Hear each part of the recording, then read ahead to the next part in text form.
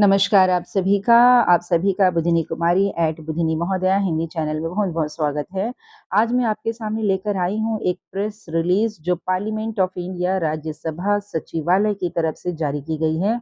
यह बिल्कुल फ्रेश है, जो 14 पेज की रिपोर्ट है।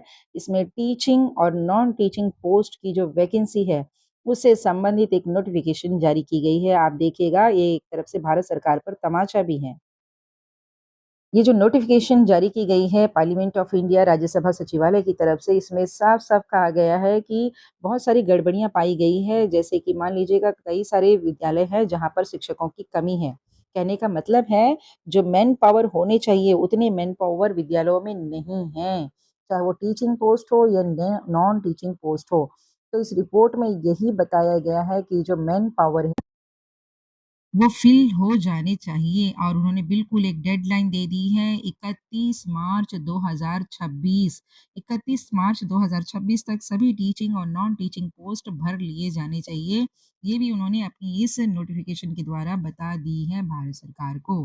साथ ही साथ इसमें एक बहुत अच्छी बात भी बताई गई है। आप देख सकते हैं कि पूरे देश में यानी आप कह सकते हैं कि पूरे भारतवर्ष में कुल 14.8 लाख सरकारी विद्यालय है। लगभग आप बता सोच सकते हैं कि एक लगभग 15 लाख सरकारी विद्यालय है, जिसमें 3000 एनवीएस और केवीएस, ईएमआरएस मिलाकर विद्यालय हैं, जिनमें 30 से 50% 30 टू 50% टीचिंग और नॉन टीचिंग पोस्ट खाली पड़े हैं।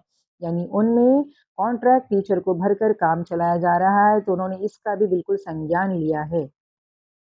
और सीधे-सीधे कह दिया है कि 2026 यानी 31 मार्च 2026 के बाद कॉन्ट्रैक्ट टीचर से बिल्कुल काम नहीं चलाया जाएगा, सीधे इसमें परमानेंट वैकेंसी फिल की जाएगी। और ये बिल्कुल सही बात है और ये चालाकी भी है ना कि कम सैलरी में कॉन्ट्रैक्ट में जो है शिक्षकों को बहाली कर दी जाओ और 1 डेढ़ लाख, 2 लाख क्यों दिए जाए? तो ये जो चालाकी है, इस चालाकी को बिल्कुल पार्लियामेंट कमेटी ने पकड़ा हुआ है और सीधे शिक्षकों की बहाली की बात इस नोटिफ़िकेशन में जारी कर दी है। प्रेस रिलीज़ में 14 पेज की है, आप इनकी वेबसाइट में देख सकते हैं पार्लियामेंट ऑफ इंडिया में। और अब हम समझ सकते हैं कि आने वाले साल से पहले यानी वैकेंसी 2026 में फ़िल हो जानी चाहिए। कहने का तात्पर्य है कि ये जो 6 महीने हैं इसमें नोटिफ़िकेशन जारी हो जानी चाहिए, वैकेंसी फ़िल होनी चाहिए, ऑनलाइन फ़ॉर्म फिलिंग होनी चाहिए, परीक्षा हो जानी चाहिए, रिक्रूटमेंट हो जानी चाहिए। तो आप सभी तैयार रहिए।